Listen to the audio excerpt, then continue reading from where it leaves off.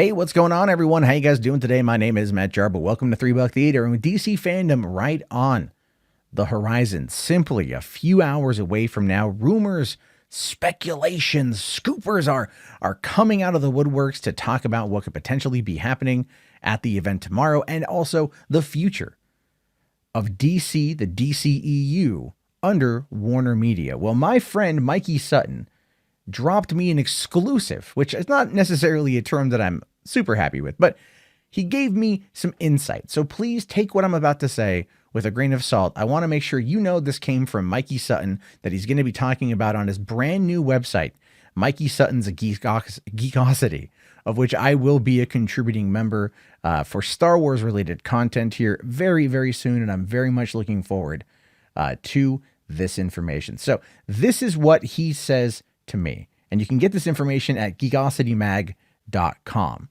Now, when Joker became a massive box office smash without ever having any connections to Zack Snyder's DC films, Warner Brothers execs not only breathed a sigh of relief, but high-fived themselves to the idea that there was no need for a cinematic universe.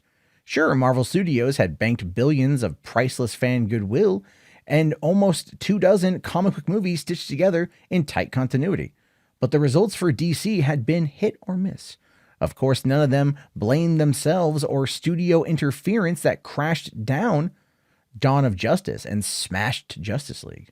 They saw how Wonder Woman and Aquaman exploded cash registers without strict ties to Snyder's movies, and how the Joker became the movie to see, free from any real attachments. Elseworlds. Let's not be Kevin Feige and free them all. Multiverses. It has a basis in the comic books, and a lot of people out there really like the comic books. They like the multiverse theory, especially DC guys. Fans 100% understand, except there's a person in the mix here that maybe doesn't like seeing this type of standalone approach to storytelling, given where he's trying to enter into the DCEU. And that, of course, is The Rock with Black Adam. So Mikey here goes on to say, but The Rock and their new parent company, AT&T, didn't quite agree. The Rock was especially adamant on the DCEU being kept intact. In fact, a fan of Snyder's work on DC's movies and the idea of a cinematic universe as well, The Rock has made his feelings known. He wanted his Black Adam to meet Henry Cavill's Superman. He wanted not just the Justice League, but the Justice Society. He wanted to face Shazam. What's the standalone Elseworlds bullshit? Now, according to Mikey's inside sources, the multiverse that the Flash movie will open up is not one being planned to be an expanded format for DC movies going forward, at least not as much as one expected. Aside from the Batman Beyond project that has everyone excited because of Michael Keaton's participation, Mikey's being told that the multiverse is being deemed too confusing in general, and that AT&T wants to pursue a more linear path for the characters. Matt Reeves' Batman movies were approved for an Elseworlds treatment from the start, but apparently there is some disagreement with AT&T about that decision. In fact, it was revealed to Mikey that the pressure is being planned on incorporating it as part of the DCEU, that there is pressure being planned on incorporating it into the DCEU, and using the Flashpoint model to explain Ben Affleck to Robert Pattinson could be utilized. Wonder Woman director Patty Jenkins, who reportedly doesn't like having a number of other superheroes in her movies, might have to welcome Justice League members into her third movie if the Snyder Cut blows up on HBO Max. According to Mikey here, the DCEU is in fact alive and well. The multiverse, once proclaimed to be the future of DC movies, might end up being a case of say hello and wave goodbye.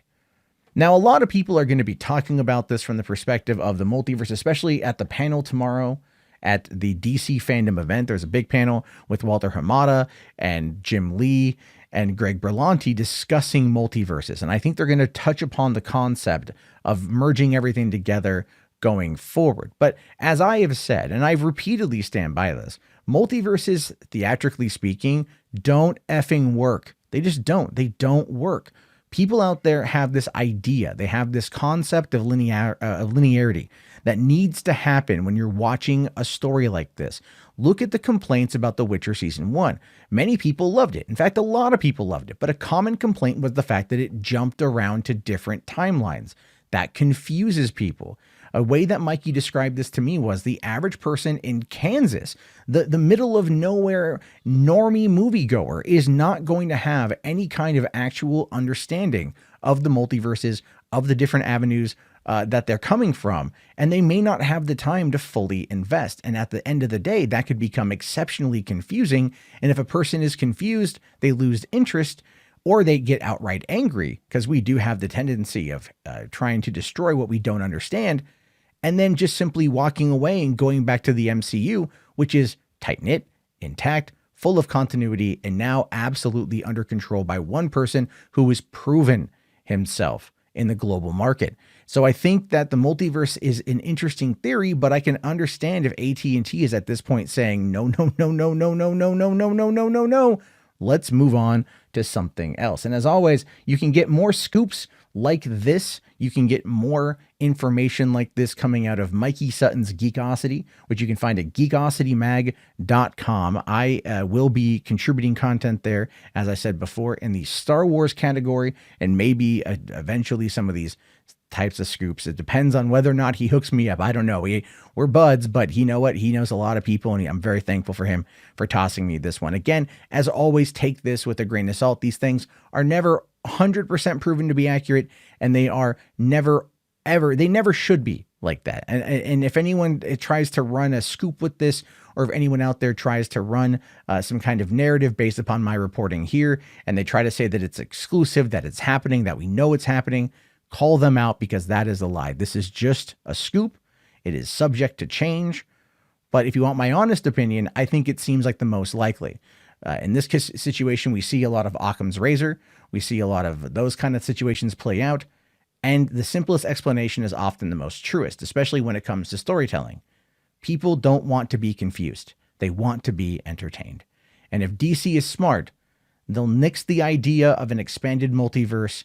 They'll keep it very low key, and they'll simply just move forward with the Snyderverse, because I think at the end of the day, that's what fans really, really want. But that's my opinion. You might have a different one. I want to hear your thoughts. I want to hear your opinions. I want to know what you guys might think, and your speculation about tomorrow's DC Fandome event. Just let you guys know, I will be streaming throughout the day multiple times. I'll be on this channel streaming, so be sure to come on in and check that out. My name is, of course, Matt Jarbo. Have yourself a great day. Thank you again for watching, and peace out.